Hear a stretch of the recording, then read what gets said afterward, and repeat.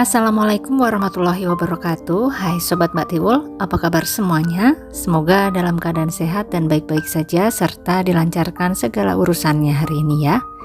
Terima kasih sudah mampir di video ini, tolong dibantu like dan subscribe-nya. Tanggal 12 Februari 2025 lalu, tim kepolisian Jombang berhasil menangkap pelaku penghabisan nyawa seorang gadis yang tubuhnya ditemukan mengambang dalam sebuah sungai, tepatnya di Kanal Turi Tunggorono, Dusun Peluk, Desa Pacar Peluk, Megaluh, Jombang. Ternyata pelaku utamanya adalah orang terdekat dari korban. Apa yang terjadi kepada gadis manis asal Desa Sabani, Kecamatan Sumobito, Jombang tersebut? Kita ikuti video ini sampai akhir ya sobat.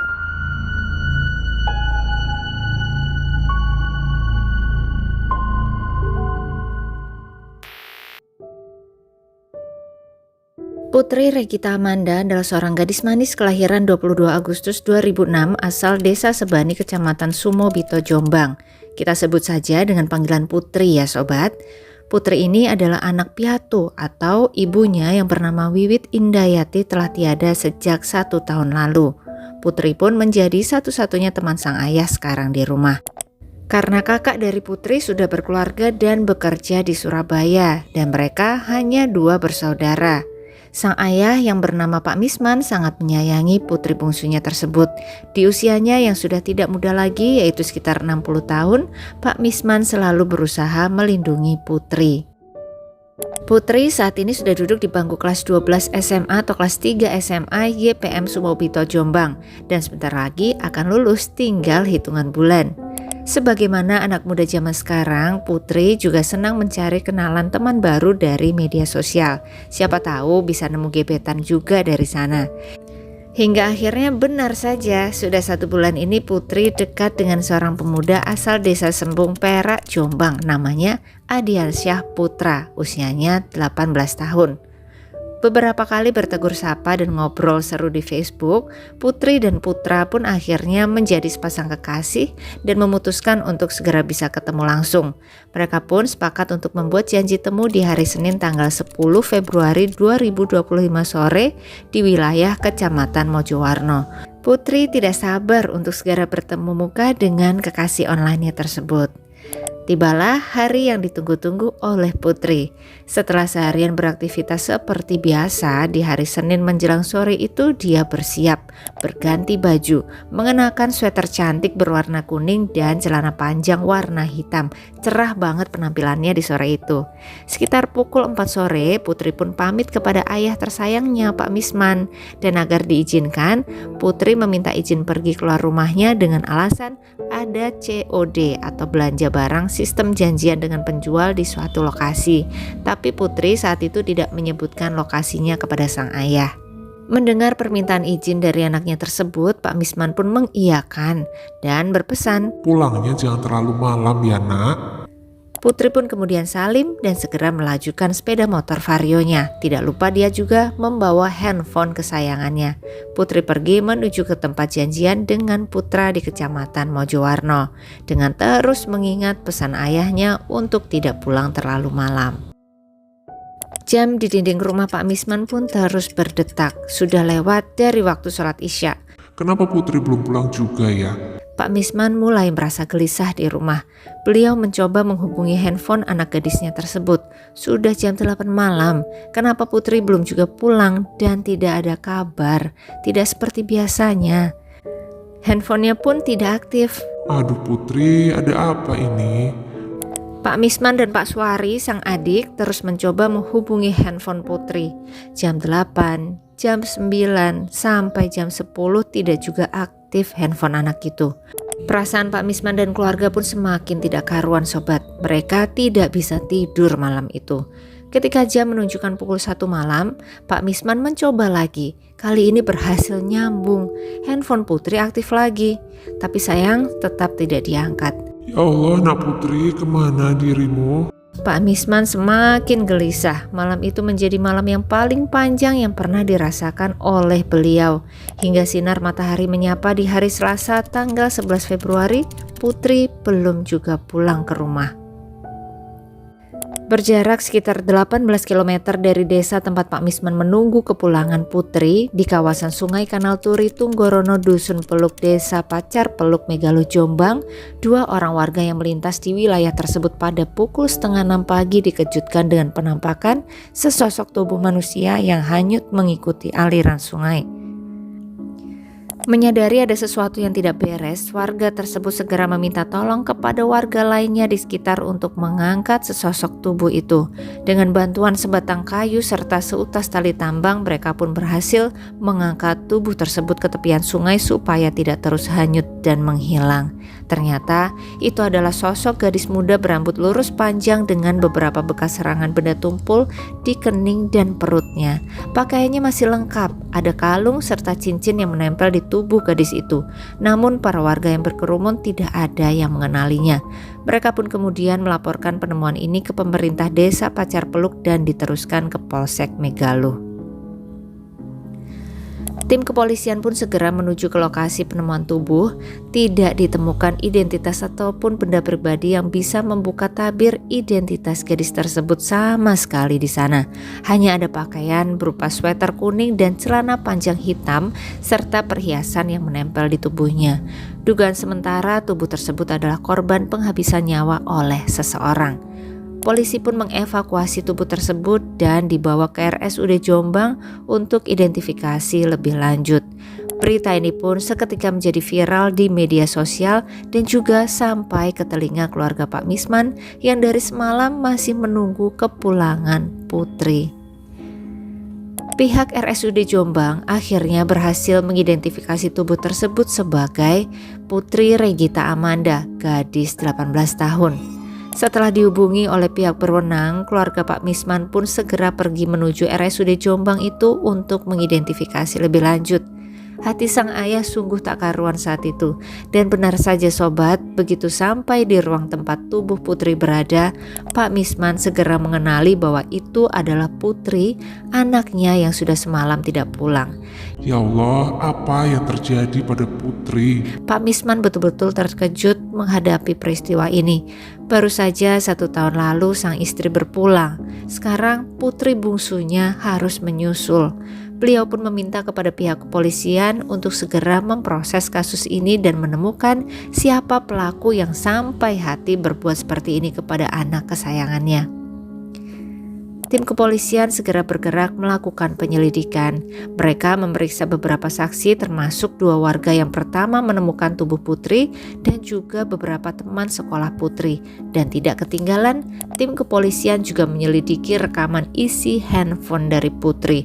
Meskipun fisik HP-nya tidak ditemukan di lokasi penemuan, tapi biasanya dari sana, dari benda ini terkuak banyak rahasia pribadi. Dari segala sumber informasi yang berhasil diperoleh, tidak butuh waktu lama tim kepolisian Jombang pun menemukan terduga pelaku.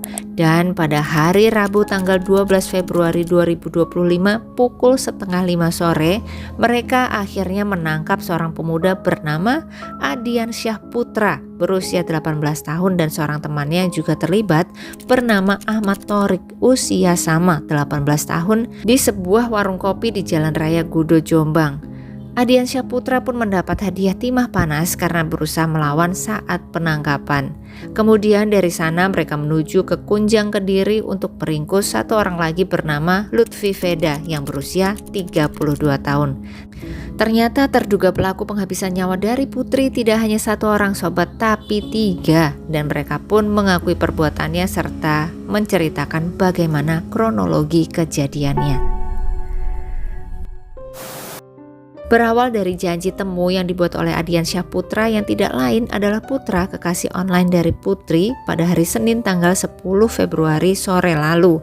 Saat itu Putra dan Putri berhasil bertemu di kawasan Mojowarno, Jombang. Dari sana Putra kemudian mengajak Putri ke sebuah warung kopi di wilayah Perak, Jombang. Kemudian setelah itu mereka berdua berkendara lagi menuju ke rumah seorang teman dari Putra yang bernama Ahmad Thorik. Di rumah tersebut ada juga seorang teman lainnya bernama Lutfi. Di sini Lutfi paling tua ya sobat, 32 tahun, sedangkan 2 lainnya 18 tahun. Mereka adalah kawan memancing. Sampai detik itu Putri belum merasa curiga apapun, hanya saja ketika dia diajak untuk menikmati miras, dia menolak. Dia pun sempat ditinggal di rumah tersebut sementara Putra pergi keluar mencari miras untuk pesta sore itu. Sampai di sini ada yang menyebutkan bahwa Putri terus dipaksa untuk minum, tapi ada juga yang menyebutkan bahwa Putri bisa menolak dengan keras ajakan tersebut. Namun karena penolakan dari Putri inilah Putra menjadi marah dan kemudian menyerang Putri di bagian perutnya dengan cukup keras sampai Putri pun tidak berdaya. Situasi berubah dengan sangat cepat. Dari yang awalnya bahagia karena ketemu dengan kekasih online, tiba-tiba saja Putri merasa sangat ketakutan dan kesakitan saat itu. Tapi dia sudah tidak berdaya. Melihat Putri yang sudah tidak berdaya, mereka bertiga yang sama-sama dalam keadaan mabora kemudian membawa gadis tersebut ke area persawahan di Desa Godong, Kecamatan Gudo, Jombang. Di tengah hamparan sawah yang sangat gelap saat itu, mereka kembali menyerang tubuh Putri. Dan tiba-tiba saja terbersit di pikiran tiga pemuda tersebut untuk meruda paksa Putri yang sudah semakin lemas itu. Tubuh gadis tersebut dipegang kanan kiri oleh dua orang, sementara Putra yang pertama melakukan ruda paksa. Putri dengan sisa tenaganya tetap berusaha melawan sobat. Namun tenaga dari tiga pemuda yang tampak seperti kemasukan itu sangatlah besar. Putri tidak sanggup lagi melawan. Apalagi ternyata bukan hanya Putra yang melakukan ruda paksa, tapi Torik dan Lutfi ikut. Secara bergantian mereka melakukan hal tidak manusiawi itu kepada Putri. Sampai akhirnya Putri pun merasa sangat lemas dan jadi tidak sadarkan diri. Namun dia masih bernafas. Ketiga pemuda mabora itu kemudian berinisiatif untuk menghilangkan jejak. Mereka takut bila Putri sadar nanti akan melaporkan mereka ke pihak berwenang. Maka dengan segera mereka membawanya menuju ke sebuah sungai di Desa Tugu, Purwoasri, Kediri dan membuangnya di sana. Karena kondisi korban ini sudah tidak berdaya, maka dari terduga pertama yaitu pacarnya dan juga temannya yang sudah berumur 32 tahun membawa bergonceng tiga ke daerah sungai dan langsung dibuang ke sungai. Harapannya agar menghilangi jejak. Putri yang saat itu masih bernafas tapi tidak sadarkan diri tidak dapat berbuat apapun. Tubuhnya terus hanyut terbawa arus. Air sungai dengan cepat memenuhi saluran pernafasannya sampai akhirnya Putri pun harus menghembuskan nafas terakhirnya di tengah aliran sungai itu, sobat. Putra pun kemudian mengambil motor dan juga handphone Putri untuk dijual, di mana dengan cepat mereka berhasil menjual sepeda motor Vario Putri dengan harga 2,2 juta rupiah dan 800 ribunya langsung mereka pakai entah untuk apa. Ketiga pemuda tersebut berharap tubuh Putri tidak akan ditemukan sampai kapanpun. Namun alam sangatlah baik kepada mereka yang tidak bersalah. Tubuh Putri dengan cepat ditemukan oleh warga pada keesokan harinya dengan kondisi yang masih sangat baik dan bisa cepat dikenali. Sehingga dengan cepat kasus ini bisa terkuak. Tiga pemuda tanpa hati itu pun dengan cepat diamankan oleh tim kepolisian Jombang. Dan atas tindakannya ini mereka dijerat dengan pasal 340 atau 339 dan 338 dengan ancaman hukuman seumur hidup atau maksimal 20 tahun. Semoga korban bisa mendapatkan keadilan yang seadil-adilnya ya sobat. Kita doakan bersama untuk keluarga Putri terutama Pak Misman. Semoga diberi kekuatan dan ketabahan untuk menghadapi ujian ini. Dan untuk Putri Regita Amanda, semoga diampuni segala kesalahanmu serta diterima semua amal ibadahmu. Amin ya Allah. Demikian sobat, kisah kasus dari Jombang ini sepertinya ada banyak pesan yang bisa kita petik dari kisah ini ya. Yang paling utama adalah hati-hati berkenalan di dunia maya. Jangan mudah percaya dengan orang yang baru kita kenal. Selalu waspada dan jangan lupa berdoa minta perlindungan dari Yang Maha Kuasa. Untuk sobat semua jangan lupa ya untuk komen di bawah, Mbak Tiwul tunggu. Terima kasih yang sudah menyimak kisah ini sampai akhir. Jangan lupa like-nya dan sampai ketemu lagi di kisah-kisah selanjutnya. Selamat beraktivitas kembali. Wassalamualaikum warahmatullahi wabarakatuh.